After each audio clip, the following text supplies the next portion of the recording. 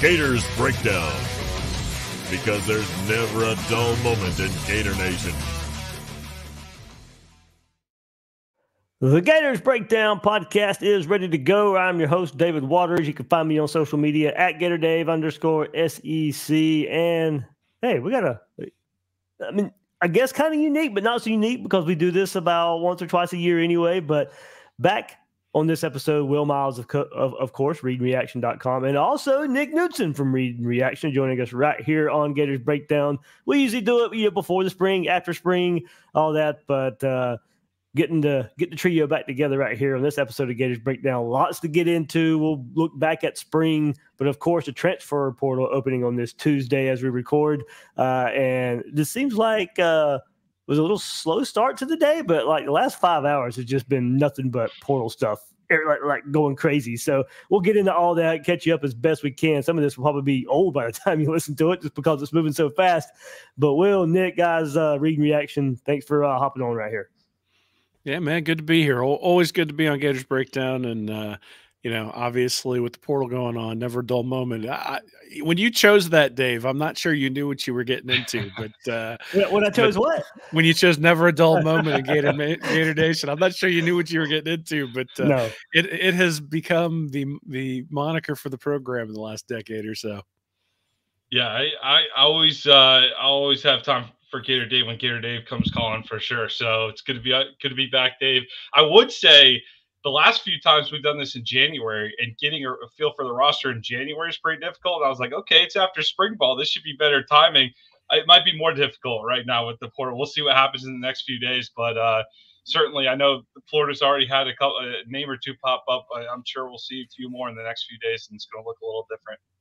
Yeah, that's funny too, because I'll throw a shout out to you guys. You guys are working on a preseason magazine. I mean, you got to kind of delay a little bit now because you got to see what the next 2 weeks hold. So it's just like, oh man. But I mean, at least you'll be updated and everything will be out there for Gator fans to take part of, to take from your preseason magazine. But it does kind of throw a little wrench into the plan a little bit with this 2 week window that is expected to be pretty crazy. It is difficult to write things too far in advance with the magazine. We're dragging a few sections out for sure. That's definitely for sure. It's definitely always a race to the finish in May when it comes to getting that done. Nick and I don't sleep a whole lot in the next month or so.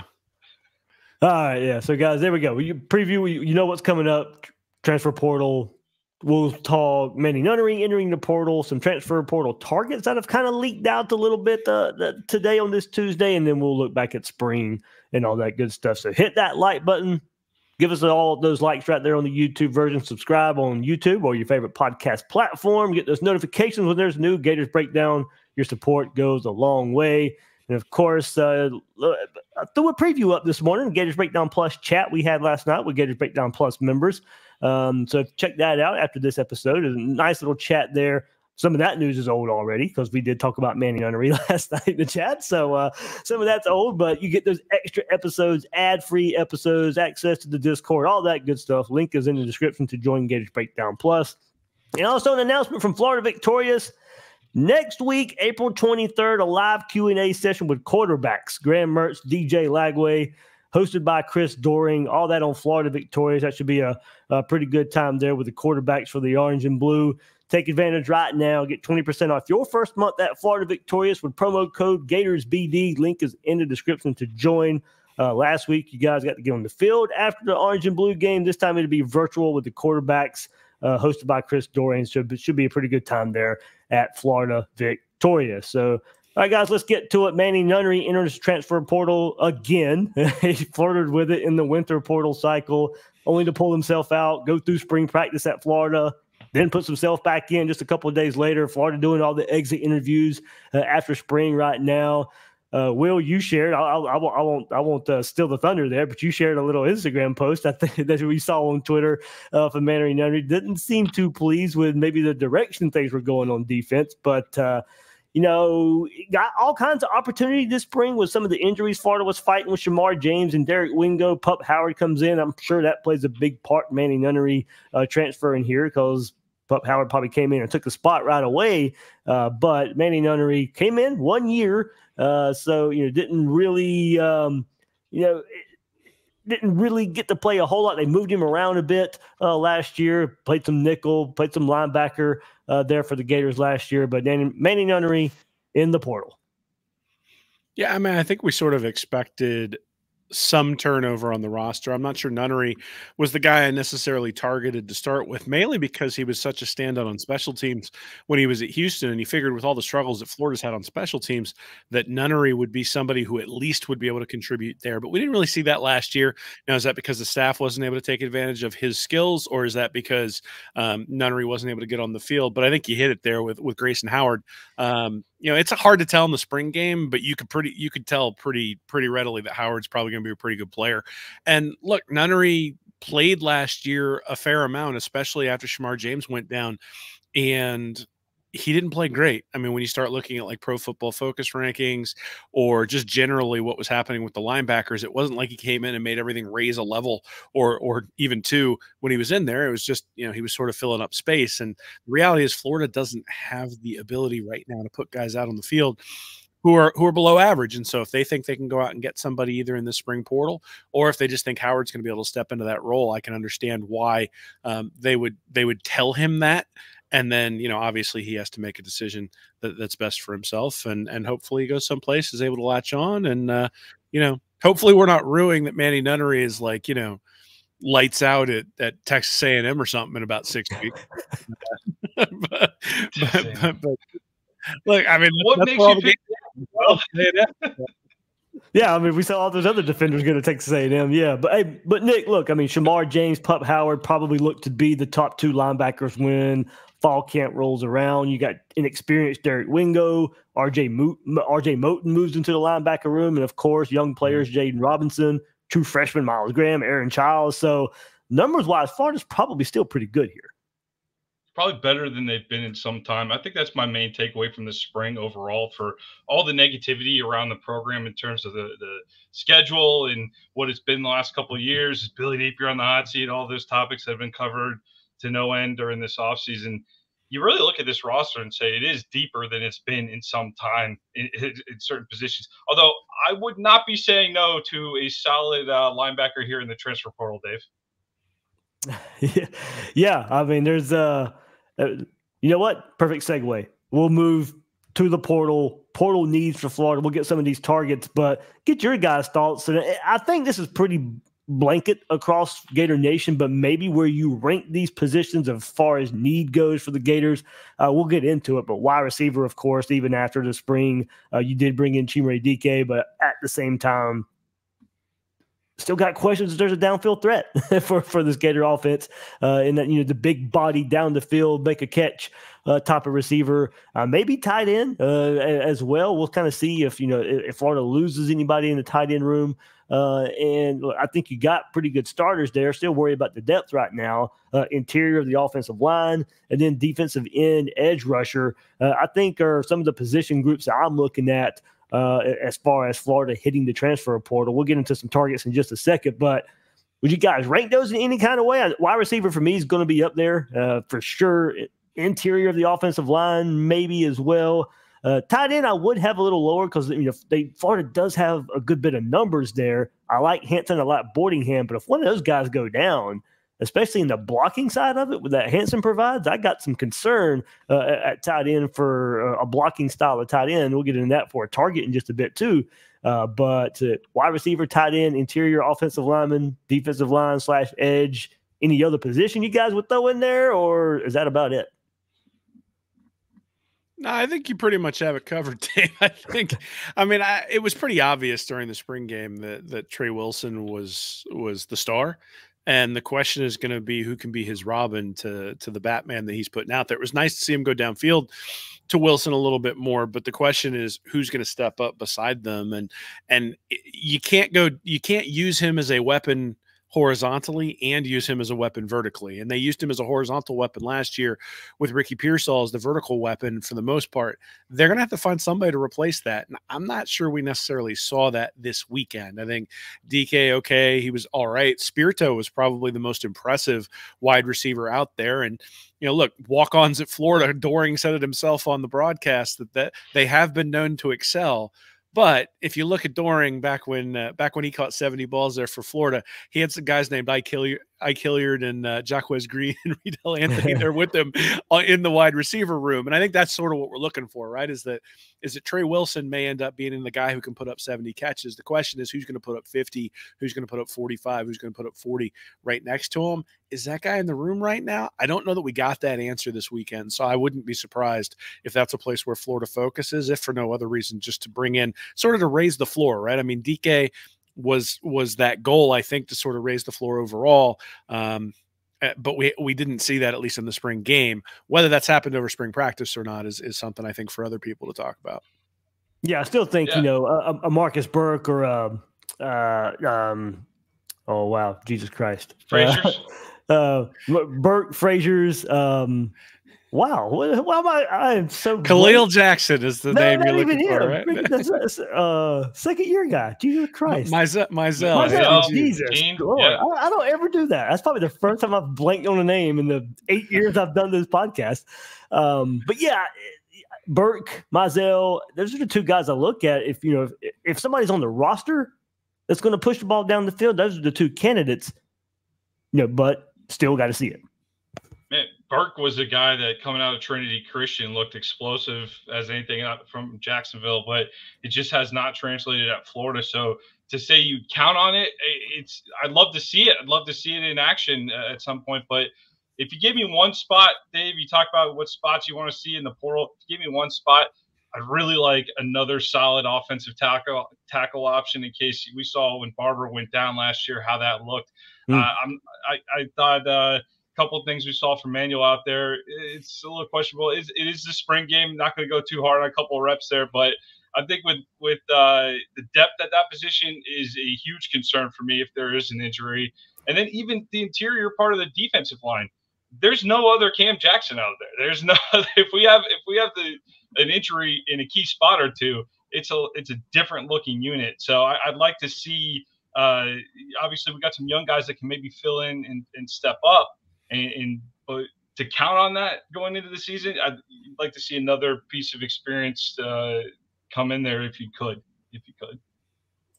Yeah, I know Des Watson's name's brought up, but just can't seem to really break through. Slackman was on the other defense, and I like what he did in early portions of the orange and blue game. Of course, you'll have Slackman and Jackson together instead of two opposite teams, so that'd be a big plus. Jamari Lyons, of course, can he take a step from last year as well? Yeah, I can see. You can't have too many guys in the trenches, so it's whether it be the interior of the offensive line, interior defensive line. Certainly, I can see that as well. But all right, let's go to some targets here. Kind of cycling through social media. Today, Florida has made contact with former Colorado State wideout Justice Ross Simmons. Swamp 24/7 was the first one to break that. The rising junior, 71 catches, 1,148 yards, 6 touchdowns over the last 2 years, including 45 catches, 724 yards, with 3 touchdowns this past season. He started as a freshman for the Rams. And 26 passes, 424 yards, and 3 scores as a freshman back then. So Ross Simmons will have 2 years of eligibility remaining. He did tell Gators Online that he has a lot of interest in the Gators, may visit next week. Now, let's not forget, there might be a little connection there. Clay Millen, the transfer quarterback for the Gators, came from Colorado State. So maybe a little inroad there for the Gators in some communication behind the scenes. Hint, hint, wink, wink, tampering, but not with a player, so it doesn't count. But that's the way I'll spin it anyway. But there's a wide receiver target that, we're talking about going down the field, could be in the mix. But another one, maybe an even bigger name, Penn State receiver Keandre Lambert-Smith. Lambert-Smith was a prolific receiver for Penn State across 4 seasons, 126 catches, 1,721 yards, and 11 touchdowns. This past year, led the team in receiving yards by more than 200 yards than anybody else. Career high 673 yards on 53 catches, 4 touchdowns. Skill, experience is going to be highly sought after. Came out today. Georgia, Auburn, Texas A&M, Colorado, West Virginia have been confirmed to reach out to him. Going to be the top wide receiver in the portal right now. Florida's reached out as well.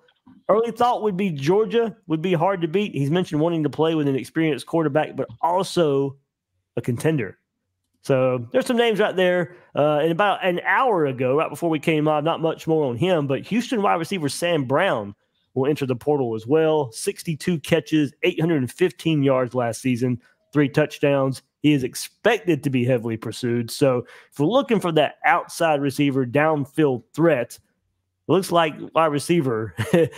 There's some names already in day one of the transfer portal that, hey, those guys are – there's going to be some pursuing of some wide receivers. Hopefully Florida's in the mix for some of those guys. Yeah, I'll say this: if we nab the guy from Colorado State, he's got the same spelling as Justice Boone. So we'll have two guys spell Justice. That's got to be the only team in the country with that on the roster there. But yeah, he's tall, lean. He's looks like he can push the ball downfield. I've only seen a little bit on him since he's a new entrant to the portal here. Will, I can't think of a single time we've gone to Colorado State for football and regretted it. that's not bad, Nick. Not bad. Little did I know we were going to Jim McElwain sing tonight. Well, I don't know. Nick and I were going back and forth this week because Norby Williamson got fired from ESPN, and he looks just like McElwain. So I was like, man, like maybe he was the guy on the Shark.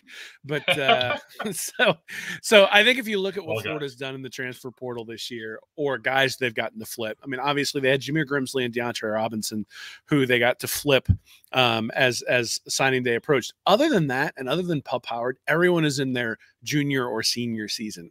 And I think that's what you're seeing in terms of the targets that Florida has. And when you talk about the guys at wide receiver, I mean, the Penn State kid had to catch balls off of Drew Aller last year. And that guy is like really inaccurate, or at least was last year. And living up here in Penn State area, let's just say the spring game highlights of him just completely missing all of his receivers was really all I was seeing from any of my friends up in this area. So I think you look at the production that a kid like that has and say, hey, if you had a guy who could complete 70 to 75% of his throws, what could that do for you? Now, the problem is that Carson Beck also completed 70 to 75% of his throws. And, look, I mean, as much as we hate to admit it, the reason that ETN went to Georgia, beyond some other things, is he wanted an opportunity to win. And so, that is going to be a selling point if the price is the same at both places. And so that's the thing is I do wonder though, and Nick and I were talking about this a little bit last week, which is, all the flips that Florida had for early signing day, does that mean there's more money in the coffers for these sorts of things when you find somebody that you want to go after? That's going to be an interesting question. I mean, it was one of the reasons I thought it was wise that Lane Kiffin hit the transfer portal before early signing day, because it meant that he hit before all these people missed out on guys and had free money to go out and pursue guys in the transfer portal. All of a sudden the price goes up. Well, if everybody already sort of allocated their funds to signing day, and then they allocated their funds to the fall transfer portal, then there might be some opportunities in the spring transfer portal. And I'm not saying it's a good thing that Florida had all those guys flip coming into early signing day, but it does change the overall calculus of the program and where you want to go. And the fact that they've focused this year on guys who can help this year, right? I mean, Pup Howard, we're talking about that guy maybe getting run as a starter, and he's the only guy who's not in his junior or senior season. Now, with COVID and all those other weird things that went on, some of these guys can stay for multiple years, have multiple years of eligibility, but still, you're getting a lot of experience. That's what they've really gone after in the transfer portal last year, whereas the year before, I think it was more guys like Deuce Spurlock, those sorts of guys who we looked at and said, that's a developmental prospect, probably not going to put a ton on tape in 2023. And that's what we saw. So really a huge focus on that senior class, junior class as well. And I think that's probably what we'll see continue on with the wide receivers. I think also for this portal window, NIL is going to become a factor. And in this one, these guys are going to be heavily pursued. Like I think you're going to see some of these, top names in here. There's going to be a lot of competition for those guys. And kind of going to your point, Will, hopefully you have saved some, because I think they're going to command a whole lot of attention, a whole lot of NIL dollars to go along with it, because this late in the game, they hold the cards right now. If you want these guys that bad, there's going to be a lot of other schools, I think, in the mix to get them. So, and look, with the portal, the way it works, and we talked about this too, most guys don't come in the portal without some, I think, pretty good idea of where they're going, and maybe a couple choices here or there. But there's been enough communication to know where they're about to be headed. As far as receiver goes, I wish we wouldn't even worried about this right now. If we go back to this, Florida wouldn't need to be in the mix of Liberty wide receiver C.J. Daniels. He was in the portal, ended up going to LSU in that winter portal cycle. So not only did Florida miss out on him in that window, he goes to a rival that you got to play every year. So another big name. This might be, once you look at his film highlights, look his name up on YouTube after this. But Pitt edge rusher, defensive end, Deion Hayes. He's in the portal as a graduate transfer, 45 tackles, 10.5 tackles for loss, 4 sacks, 4 pass breakups, and a forced fumble last season. For his career, 81 total tackles, 13 sacks, 26.5 tackles for loss. I shared his highlight reel on Twitter about a couple hours ago. It's exactly what Florida needs in a pass rusher right now. Plays the run very well. By cutting off the edge, playing assignment football, gets in the backfield fast, shows aggression, shows nice work with push, handwork. I mean, just because of the position he plays and where Florida really needed to get some quarterback rushes last year, he's near the top of my list. But then I watched his YouTube highlights and, oh my, I said, sign me up right away. But, if you look at this, and we mentioned defensive line a while ago, and we've mentioned, edge a good bit throughout spring. You've had TJ Searcy as the up-and-comer guy. You got George Gums, who the staff sees a lot of potential in, but there's nothing proven there yet. Can they prove it this year? Sure. But if you can get a guy like this to come in here and he puts up these stats for a Pitt defense that's had a pretty good reputation in the last handful of years. My guy Charlie Parch was coached this group, so I definitely want to reach out to him and see what he thinks about a player like this. But man, once you go watch the highlights, you'll see why I think he's going to be heavily pursued one day on Hayes. Yeah, Pat Narduzzi knows how to produce defensive players and NFL prospects. That's for sure. Dave, the one thing I've been curious about seeing all this is there's been several names that Florida was very close with on the recruiting trail, and they were kind of in the last group. We've seen those guys pop in the portal. What are your expectations on reconnecting with some of those guys the way we did with Pup Howard? I know Cormani's name is the one that popped in. I didn't think about that one. Yeah, that's probably the most polarizing name there. I think the bridges have been burned there. Yeah. If you want to look at that, one that did from the state of Florida. USC has an offensive lineman, Jason, and I hope I'm not messing it up, Zandamela, Zandamela. He's entered the portal from USC, former 4-star, top 150 recruit. He's got 4 years left, so he's a young guy, kind of going to Will's point there. Most of the guys they've brought in so far have been experienced guys you want to play right away, but more likely interior offensive linemen. On 3, Steve Wiltfong tweeted Florida State, Miami, and Georgia initially schools to keep an eye on because he wants to be closer to home in Clearwater. So FSU was in his finalist to begin with, but now almost a year removed from that situation. But maybe he's because he's in the state of Florida. But as far as I'm trying to think of some other guys. Did you have Peyton Kirkland was one that I saw hopped in as well. Yep. Well, my thing is he would be a developmental prospect as well, but since he's at Texas, I'm pretty sure they fall into the category now of being SEC, a quote SEC team, so he wouldn't be able to play this coming up year. But if you're getting him for a developmental piece, then maybe it's kind of water under the bridge. But I would probably get a guy like Zandamela who could probably come in here and at least contribute right away. But yeah, Kirkland, I forgot he was another one, but I haven't heard much honestly in that regard too, if he'd even be a target. Yeah, that is interesting. That is something that I was reading about the other day. The SEC, you cannot transfer. This is the cutoff, the spring portal. You're not eligible to play next year, SEC to SEC anymore. So I think there's a little bit of I think the spring was the cutoff point, or after the winter portal was the cutoff point, I think. And so Jacoby Matthews from Texas A&M was another one of those guys that I believe we were in on. I think I saw Oregon potentially FSU with him. So he's looking outside the SEC as well. But I thought it was interesting. A lot of those names we had saw in the recruiting cycle just a year or two ago, starting to see them pop back in the portal. Yeah, well, another one, Miami, Trevante Citizen, the running back. Mm-hmm. He was another one that was Florida was in there on, and now of course he's at Miami, but I don't know he's originally from Louisiana, so the staff had a relationship with him for years. I don't know there, but I think Florida's got enough bodies at running back, so that would be kind of a stretch in my opinion. Yeah, that's certainly one position you're not worried about the depth there, Will. No, I wouldn't think so. I mean, I think it's interesting. Like other than quarterback, have we really seen a guy who's like a giant impact player from the transfer portal going from one place to another? I mean, maybe there has been, but I can't pinpoint it in my mind. Some guy who transferred and just was an immediate star who wasn't a quarterback. Now we've had quarterbacks transfer, and that I get, right? I mean, one, you can project those guys, and two, you mean in general or at Florida?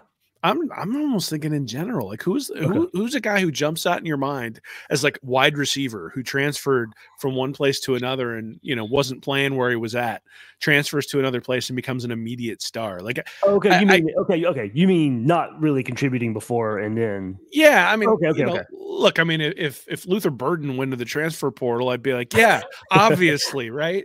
But that's not who's going in the transfer portal for the most part. Like the kid from Penn State you mentioned is a guy who's actually produced. There are a few people who have actually Jameson produced. Williams. Yeah. Okay. Yeah. I'll buy that. And Burton, I guess. But to your point, they're few and far between. Well, my point is that when you're looking at the transfer portal, I think you're looking to cover up holes more than you are looking to move your team to the next level, right? So your team has to be prepared to take that next step.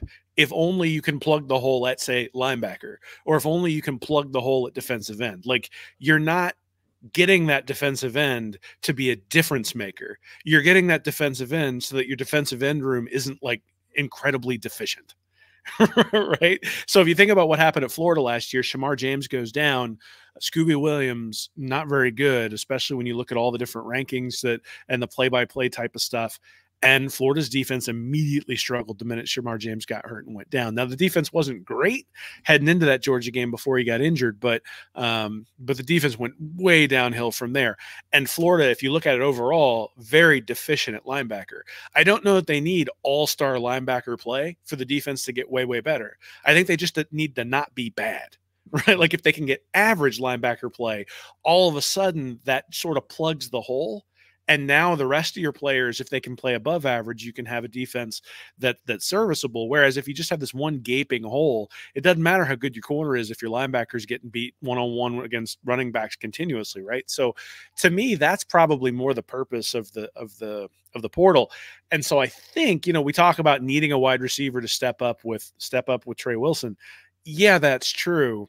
But I think more than anything, it's sort of insurance against a guy like Mizell or a guy like Burke either not being able to step into the role or getting injured at some point along the way. Like if you think about Caleb Douglas last year getting injured right when it seemed like he was starting to pick up against Kentucky, that's what you're sort of guarding against. So I just think from the standpoint of what kind of value are you going to get in the portal in the spring? I think you got to be really careful. It's got to be either a can't miss guy who's produced someplace else.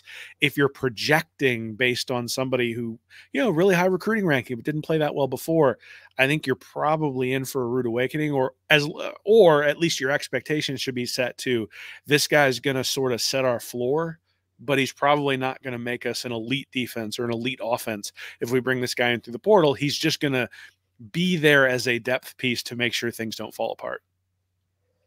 Yeah, it's an interesting way to look at it. Yeah, it's you think of Florida's transfers that have really showed out so far. Osiris Torrance was, putting it together at Louisiana from the get-go. Stepped right in, up the competition, and upped his draft stock by coming to the SEC there. Ricky Pearsall, definitely a jump at Florida, but he was still starting at Arizona State, so he was still contributing. But yeah, Will, good point. It is going to be interesting the way the portal moves now and how guys can move right away.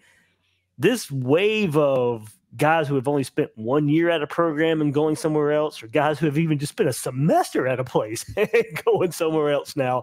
It's going to be something really to look out for 2 years down the road and see if, all right, if going to Will's point, if there's a high 4-star, high 5-star guy and they transfer right away, do they end up contributing, or was them moving a sign of things to come?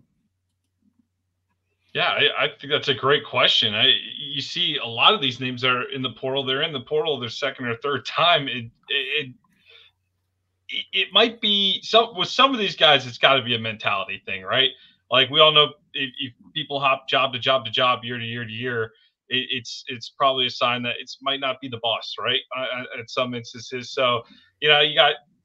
I know Will shared the Instagram posts with Nunnery talking about the coaches. Like, yeah, okay, was it the coaches at Houston too? It's something that I don't think when you're 19 you're looking in the mirror too much about your problems. It might be some personality conflict. I don't think every locker room's harmonious all the time. I don't think every guy in the locker room, and maybe you could have been harder on some guys when they were stuck and didn't have the ability to walk out the door. But it is a new day and age, and these guys do have the ability and to go out there and have these opportunities. But at some point, I think the discussion is going to shift back to, is it good for everybody? Is it good for these guys to be able to do this? Because I do think that there needs to be some level of consistency, just because the age you're at too. You're 18 years old. It's not great for you to probably be jumping around. You're learning a new campus. You're meeting new people. It's a lot to take in. Going to college is a big thing, and I think it's a lot to take in for some people. So I don't think people consider that point of it. Whereas you saw in the past where Will talks about like an experienced player like a Joe Burrow, where you've been in college for 3 years, you got your degree from Ohio State, you're going as a grad transfer for a couple of years, and it's almost like a business trip. I think that's a different situation than when you're a sophomore and you're on your third school in 2 years. Well, that was before crazy transfer portal, but that might be your guy there. Well, I mean, so that is one that I hit on pretty good. But look, Burrow made it a point to call it a business year. That year they won the national championship. I think he took like a 12-credit independent study, and I'm betting that there wasn't a whole lot of studying going on with that independent study. So look, nothing would please me more than to have the transfer portal be something that really could help your team significantly, mainly because I think Florida can use that, right? I think having high-level supplemental players come in and be able to contribute would be a valuable thing to Florida. Now, I think there were some places where Florida was well below average last year, where some of the guys they've added, even if they just end up playing average, are going to be a net benefit for Florida. The problem is who you're chasing, right? I mean, you're chasing the Texases and the Georgias and the Alabamas of the world, and average probably isn't going to be enough to get the job done when you're playing those guys back to back to back to back. So, look, I'd love it if the transfer portal was a place where you could go and get elite talent and turn things around right away, and that you didn't have to rely on high school talent. I'm skeptical of that. I think high school talent is still what's going to end up winning programs, going to be the staple of winning programs for years to come. And I think, we always talk about recruiting rankings in terms of lottery tickets, right? That you're stacking guys one on top of another. Well, then if a guy leaves who's, third string, yeah, he was a high level recruit, but I don't really care because he got beat out by these other two guys who were in there. So that's the question, really. And I think this is the question we're all trying to grapple with is the kid leaving because there's something he's not getting at the university where he has the potential to blossom into a big time player? Or is he not going to be, or is he not really going to be a big time player? And he's moving, and look, I mean, the home staff knows what a player is capable of after they've had him, even for a semester, right? And so NIL it's not as though it's not. So if you like where you work and someone comes and offers you more money, you usually go back to the place that you like working at and go, hey, I got this offer. Now look, if somebody's giving you life-changing money and they say, no, we're not going to match it, yeah, I'm leaving. All of us will. Every coach in the NCAA, that's how they end up in the SEC, is they get more money to go to different places. Louisiana didn't have the funds to match what Florida was willing to give Billy Napier. And that's how that works. At the same time, if you're comfortable in the program and comfortable with where you are and comfortable they're going to get you to the NFL, if they match things, then you stay. So I sort of look at it and go, if a guy leaves, you got to start asking the question of, did Florida decide not to match, or was Florida not capable of matching? Those are two different things. And really, I think the level of performance of those players as they leave probably will be an indication of which one it is. All right, to wrap it up, one more. We brought up the position earlier. Air Force tight end Caleb Rios is a player to watch at that position. More of a blocking option at tight end. If Florida decides to go that route, will be a name possibly to look out for there as well. So, all right, let's transition, guys. Spring game is on Saturday, orange and blue game, and some we've talked ad nauseum about it the last couple of days here on Gators Breakdown. But your guys' big takeaway, was it any takeaway from the game itself, or a big takeaway from all the the last 4-5 weeks of spring football? Go first, Nick. Yeah, I'm sorry. You cut out on my end for a second there. I missed the question. Okay, yeah. Actually, I thought I saw you freeze up a bit. Yeah. Big takeaway, whether it be from the spring game, the orange and blue game on Saturday, or just overall last 5 weeks or so of spring, do you have a big takeaway from what we saw from the Gators? Yeah, similar to what I said earlier, I really come away from the spring feeling better about the roster, and for all the negative talk in the offseason here, this is Billy Napier's best roster since he's been in Gainesville. I think that's there's not much arguing with that one there. So I'm interested to see what the defense is. I'm going to be reserved on the defensive side. Let's see some evidence on the field. Let's see some changes. Certainly was discouraging to see some special teams issues pop up in the freaking spring game, man. Come on. Like that one was real frustrating, but I watched DJ Lagway from the first snap, and he just looked very comfortable for a true freshman. We saw the mistake he made. It was like a 3rd and 16, took a couple sacks in the game, a little bit under pressure at times. But, man, he just moves with ease. He seems to get around. He seemed to be very comfortable. That was very encouraging. Quite a different conversation about the quarterback position going into 2024 than there was going into 2023. And I think that's one thing if you want to say, what's Napier done well here in Gainesville? He's certainly put us in good position at the quarterback position going forward. But also just the running back depth, very impressive with ETN walking out the door. I think that's the first time I've said his name in 4 months. Shouldn't have done it. But he's out the door, and we have plenty of dudes at that spot. Not that I had any doubt that Trayon Webb was a good player, but it's encouraging to see the depth behind them at that position. And one of the guys that I was anxious to see last year that I was surprised didn't get some run at some point was Aiden Mizell, and we saw a couple moments with him throughout the spring game. That was certainly encouraging to see as well on the offensive side. Guys, because it was a spring game, I don't want to make too much of it. Nick, you brought up the defense. It was 1-2.5 hour window. We didn't get to see much more outside of spring, but did they? To me, they did. I hope I'm not. Did they see more attacking? Did they more guys around the ball? I thought tackling was much better, and I thought some of that was due to having more guys around the ball. It was more attacking. Sharif Denson, Pup Howard, both guys seemed to be in attack mode. Aaron Gates was somebody that flashed in a replay when I was watching the replay of the spring game as well. It's just, it did seem like guys were just flying to the ball a bit more than years past. Now, I don't know if it's something I just want to see, and I'm nitpicking. It's like, oh, it was there last year too. I just don't remember seeing it, but it did jump. Put it this way, it at least did jump out to me on Saturday. It might be the want to see thing right now. Let's TBD. I'm not giving any credit. I'm not saying it happened. I'm not saying that, but on Saturday, at least in that bubble, I at least saw it. I thought. Well, how about that Teddy Foster clip in the drill with Wilson? That was a pop you haven't seen out of a defensive back at Florida in some time. So I like the mentality with Will Harris coming in. He seems to be a bit of a spark in the backfield there. So certainly encouraged. I know I'll let Will talk about the safety position.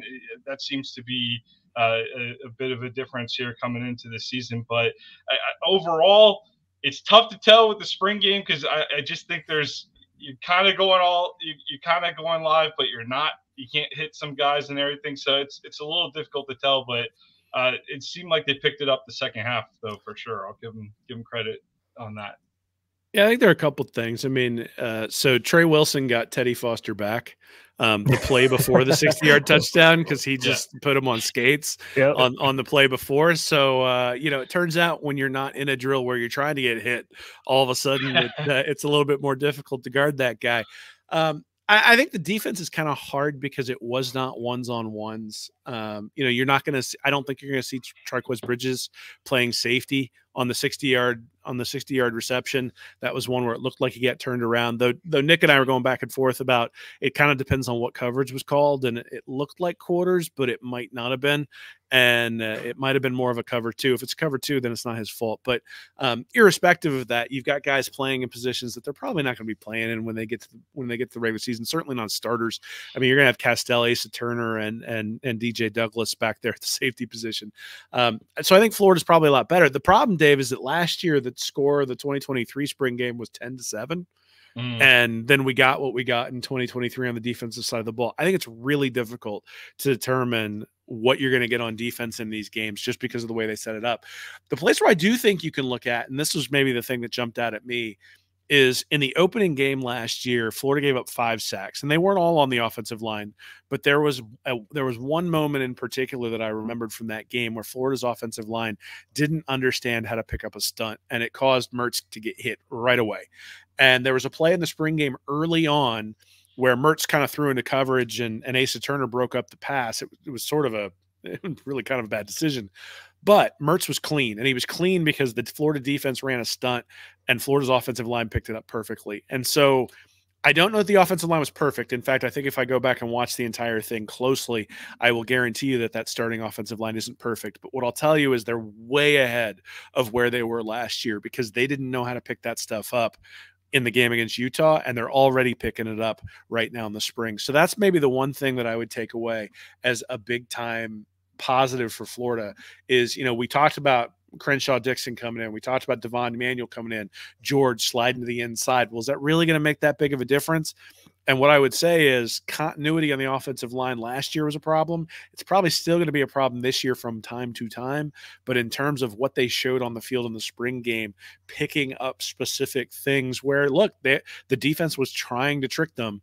And at least early on, they weren't able to do it on that particular play sort of jumps out in my mind. So I feel more confident that the offensive line is going to be a bright spot this year compared to what it was last year. Something I was going to ask, Nick did bring it up a little bit, but Q Lee, of course, longtime listener who joins us in the chat for most of the live episodes we have. ETN who? Are we going to be asking ourselves that in the fall? I mean, Jaden Ball, man, I tell you what, man, we had heard, and it was not overstating. It might be Jaden Ball one spring practice. It might be Kanan Daniels the next spring practice. But we did hear behind the scenes a bit that these two freshman running backs were showing up. We're contributing early on. We saw Trevor Etienne do it as a freshman. Based off of that, and then based off of what we saw Saturday, I'm not going to be surprised one bit if, in some ways we're saying that. Now, Etienne brought a lot of value to this team last year, so I don't want to, shun him of that just because of where he went. He was a big-time contributor for this team, but at the same time, Florida could just, I won't say easily replace him, but I mean, it could, but by the time the season rolls around, from what I saw from Jaden Ball, and we were hearing from Kanan Daniels, Jacoby Jackson has some nice runs as well. I mean, Florida has a stable of backs. I think we'll fill that RB2 spot nicely this year, so that'll be nice and replaceable there. But I do think that one of the guys I was very interested in seeing last year was Cam Carroll, and he's working his way back from injury still. So you have another name to throw in the pile there. So that might even be a spot you see a transfer because just embarrassment of riches back there. There's certainly some good backs back there. The real thing that he who shall not be named brought to the room is that real explosive element, that guy who's going to break off that 60-yard run. Do we have that guy? I think every Gator fan knows that Montrell can carry the ball and be a damn good running back throughout the season, but is he going to be that guy who's going to be the explosive weapon outside of Wilson on that offense? That's really getting that second player, third option. If you can go in the portal and get somebody, that's going to be something that's important for this offense to answer. I look at it and I said, Derrick Henry was the last running back to win the Heisman Trophy. Before that was Mark Ingram. Before that was Reggie Bush. And then before that was Ron Dane. Like that's how far back you're going for Heisman Trophy level running backs. Now, look, I mean, that doesn't mean running backs don't bring value, but it's an indication of what football has become, both the pro level and the college level, that it's just quarterback, quarterback, quarterback, quarterback. And every once in a while, there's not a clear quarterback, so they give it to a wide receiver, or they give it to somebody like Charles Woodson who can do it on both sides. But the reality is that this is a quarterback-driven sport. It's a quarterback-driven league. And so you can get away with running backs who are good but not great. Now, last year, Florida – on offense, needed that explosive weapon. If Graham Mertz can take a step forward, or if DJ Lagway wins the job, and all of a sudden you've got a quarterback who's playing at a high clip, I think you miss the running back considerably less. I think obviously if Wilson is getting double covered and nobody else steps up, well, now you start to miss that explosion at the running back. So in many ways, I think it's just a sign of the times that, yeah, I mean, look, you want the best players you can get on any particular team at any time, but the drop-off from he who shall not be named to Montrell Johnson is relatively small. It's possible these other guys might be just as good. And even so, a small drop-off at that position, probably not a killer, assuming that everybody else takes a step forward. Now, that's a big assumption, but that's what needs to happen. And that needed to happen whether Etienne stayed or not, is the reality, is they need a jump from another wide receiver. They need a jump from Graham Mertz in order for this offense to do anything that's going to enable them to compete in the last 5 games of the year this year. And that's what we should be looking for. And, you know, running back is sort of, we'll be able to get what we need to get out of that. It's not like they're one injury away from having a true freshman back there who doesn't know pass protection. They got guys who've been in the system for a while and will be able to make sure that things run smoothly. All right, guys, let's end it with this. Coming out of spring, it may have been the position to start with as well. Biggest area of concern right now with this team. It'd be position group. But probably the easiest way to do it, and I think we can still say defense till we actually see that side of the ball improve. But if we want to zoom it in a little bit, is there a position group you still have a concern about coming out of spring ball? Will, that face. Oh, Lord. Yeah, go ahead, Will. No, Nick, you go first. I'll say mine. I did tell Will before the offseason, Dave, I said, we can't say it can't get worse on defense anymore. No saying that. We said that the last 2 years. I'm not going to let you say that at all this offseason. So, again, like with the defensive side, until I see it, I'm not going to believe it. Let's see it. Certainly, it seems like they've got some talent there. Certainly, it seems like there's some guys that can step up. I like the young players. I like the addition of a Pup Howard, for example. I think that there are reasons for optimism for the thing trending in the right direction on the defensive side of the ball. I do worry, like I said, I think we're shallow at some positions. I'm going to stick with the tackle spot. Barber is such a key to keep him healthy. I think keeping Barber healthy, Crenshaw, Dixon, if you can guarantee me that those two can stay healthy the whole season, I'd sign up for that in a heartbeat. But a guy like Cam Jackson up the middle also is just that the interior on the defense and that those offensive tackles are just crucial for this team if those guys can stay healthy and active and have good seasons. I think that would be a real good sign for the Gators. Yeah, Barber, he did mention last week, he talked to the media. He said he played injured most of last year. And look, he probably did have a drop-off moving from the right side to the left side last year, but there is some continuity there. And if what he's saying is true and it held him back last year, hopefully there's another step for him because he can play better as well, going to that spot. There's still a competition between him and Manuel, I would believe, on that left side. So we'll get around to summer camp, and that should be good for the Gators, whoever comes out of that competition and starting at left tackle. So, Will, can I guess where you're going to go? You can guess, but I don't think you're going to get it. Quarterback. Ah, you did guess where I was going to go. I did know where I was going to go. So it's funny because I think Graham Mertz wins 10 or 11 games if he's surrounded by Michigan's roster last year. I think he exceeded everybody's expectations in 2023. I think that's a credit to him. I don't see another jump. I just don't see it, given the stats, given sort of the history at Wisconsin. Maybe I'm wrong. I hope I'm wrong. But Pro Football Focus had his ranking last year at 75.8. It's pretty good. But the quarterback rankings for LSU was 94.7, Georgia was 91.5, Ole Miss was 91.2, Alabama 88.7, A&M, even with some of the struggles they had, 85.3. What that meant was Florida's success rate on passing downs was 8th in the SEC at 31%. That's below average. And that wouldn't be a huge issue if they were hitting explosive plays, but Mertz's average depth of target was like 6.4 yards downfield. So Florida wasn't explosive down the field. And a lot of that 72 or 71% completion percentage was screens, checkdowns, those sorts of things. They've talked about pushing the ball down the field, but do we have the personnel to push the ball down the field? And are we going to let it go? Right? Is Graham Mertz going to let it go? And there's going to have to be a risk associated with that, right? Like interception avoidance is a skill, but it's only a skill if you're pushing the ball down the field. If you're avoiding interceptions because you check down all the time, then that becomes an issue. So look, Florida's offense, I mean, Nick, you brought it up, right? Like you're not going to say the defense can't get worse until we see the defense play better. You got to offset that somewhere. And I think the place you got to offset it is on the offense. And if you're limited at the quarterback position, you're limited in terms of how high you can go. And so again, it's not a question of can Florida's offense be 40th in the country? It's a question of can it be 5th? Because I think that's what you're going to need given the schedule and given how far the defense has to come. And I don't know that they have the ability to get to that point.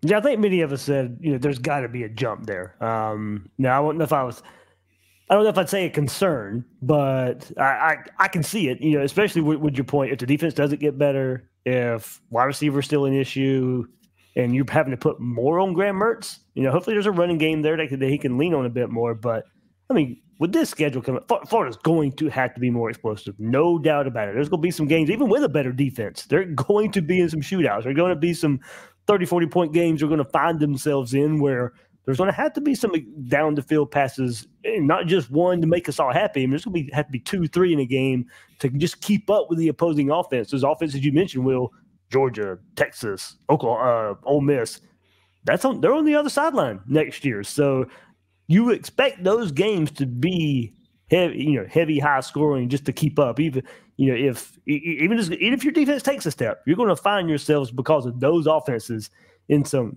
quote unquote shootouts. Well, that's the thing. If Florida had a McElwain defense from 2015 and Graham Mertz at quarterback, I would say something completely different because I would feel like that would be sufficient for what they're trying to do. But you need someone who's going to be a difference maker. And to be honest, I think it was I looked at this earlier this year. So I think it was top 20 offenses in the SEC. So top 20 in the country from the SEC. The only team that didn't have a Pro Football Focus ranking over, I think, 89 was Tennessee. And that, I think, is actually a testament to Josh Heupel and what he's able to do with his scheme and the fact that the scheme is so unique within the organization. It's also why none of those guys make it to the pros. But the point is that elite quarterback play is what drives the needle, what pushes the needle. It's not rocket science, but you can actually see it in the stats. Like when you start looking at the overall individual play of the different players, you can sit there and go, yeah, that's a top 20 offense. Yeah, that offense probably ranked like 40th. Yeah, that offense probably ranked like 70th. Oh yeah, there's Vanderbilt. And you can sort of see that the whole way through. And you just predict based on quarterback performance. So it's not a matter of like that I dislike Graham Mertz and what he can do. It's that, we've talked all episode about loading up on guys in that junior and senior year because you need that experience. Well, they also have to produce in some capacity as well, not just have experience. And that's going to be the challenge for Mertz is, maybe he proves me wrong. I hope he proves me wrong. But, Burrow is a great example of somebody who had a really good profile, came in and struggled, was sort of average his first year at LSU, and then took a jump.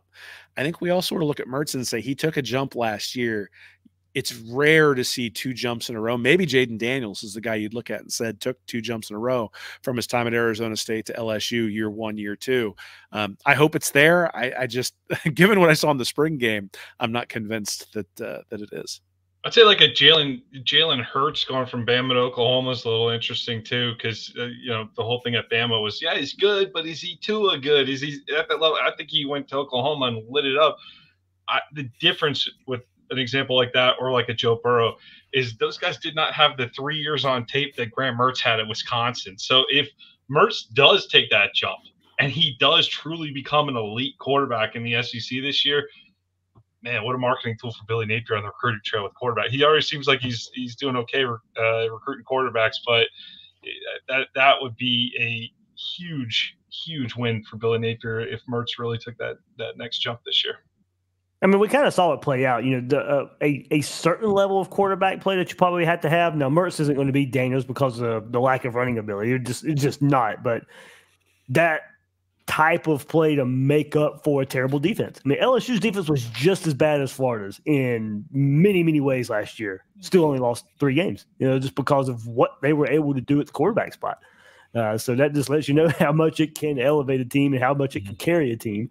You know, if Florida's going to improve, you know, it probably will need some jump from the defense and some jump for Graham Mertz. I mean, if you want to way overcome expectations, it's going to take a jump from both there. But yeah, and well, for I just knew somehow you were going to go there. You were going to go. Well, I mean, I obviously am not a fan of the defensive coordinator either, so that's probably the other place that I was going to go. That is something that worries me in terms of you've got 2 voices within that room and how that's going to work and how that's going to meld together. And again, maybe it works great. And you know what did they say that Armstrong was calling Roberts? He was calling him like his football dad or something like that. I don't remember what it was during the broadcast. They said something specific, like, you know, in terms of him using Roberts as a mentor. Hopefully that's the case. But you know, we saw at the quarterback position with Emory Jones and Anthony Richardson a couple of years ago, where if you've got 2 quarterbacks, you don't have any. And I worry that same thing applies for special teams coach, for defensive coordinator, and maybe even at quarterback, depending upon how things go early on in the season. What do we need to see on special teams in the first game or 2 to make a change at the special teams coordinator position there, Dave? I mean, the change was supposed to already be made. So you know, so we'll see. Maybe jokingly, no quote unquote unique situations. You know, we heard that a few times last year. Are you not entertained? Yeah, there we go. Never a dull moment. Hey, man, I do like the fact that Mizell looked to be on kickoff returns. So hopefully that turns out to have some explosion there to help out this offense we're talking about. Trace Mack looked good. I hope he doesn't get hurt because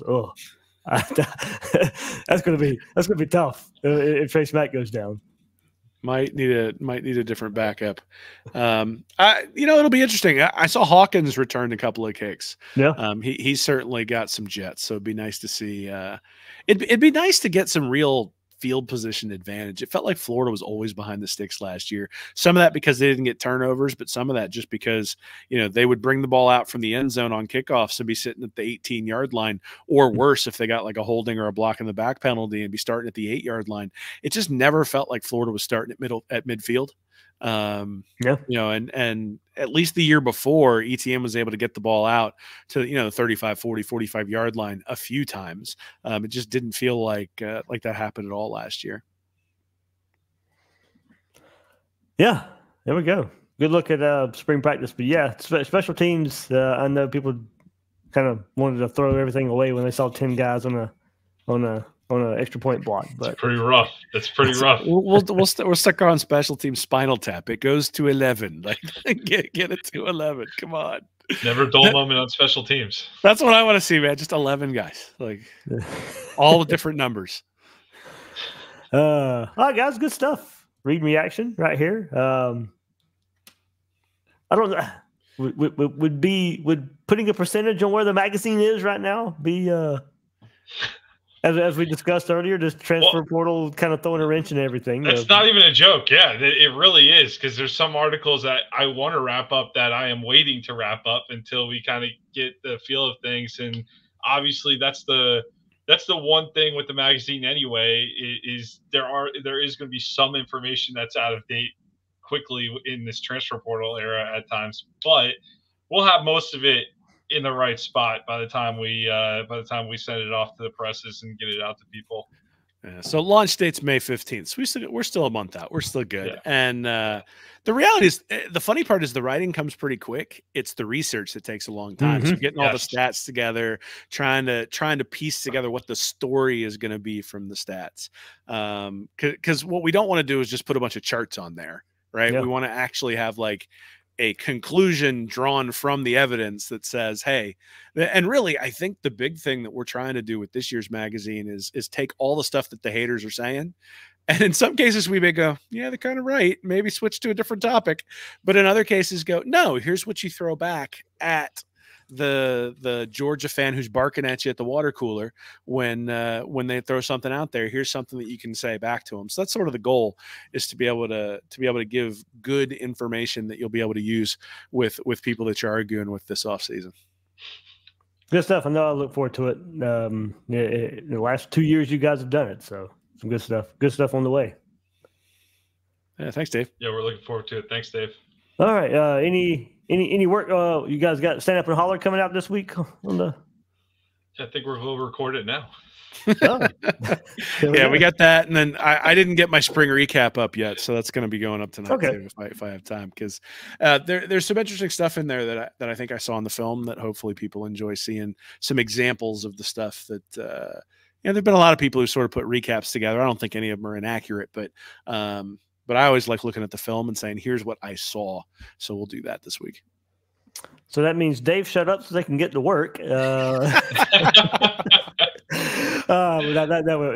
going about an hour anyway. So that will do it for this episode of Gators Breakdown. Will and Nick there, guys. Check them out. ReadMeReaction.com on YouTube. Read Reaction as well. Stand up and holler going on there. I'm the host of Gators Breakdown, David Waters. You can find me on social media at GatorDave_SEC. Guys and girls out there, thank you for joining us on this episode of Gators Breakdown.